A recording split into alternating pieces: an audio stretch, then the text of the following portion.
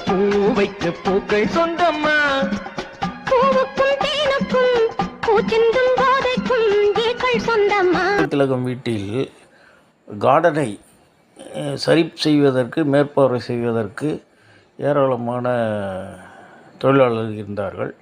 அதில் தோட்டக்கலை பயின்ற ஒருவரை நியமித்திருக்கார் மேனேஜராக. அவருடைய மேற்பார்வையில் அதில் பூக்கள், பழங்கள், காய்கறிகள், மற்ற எல்லாமே விளைவிக்கக்கூடிய இடங்கள் அவருடைய தோட்டத்தில் இருந்தது.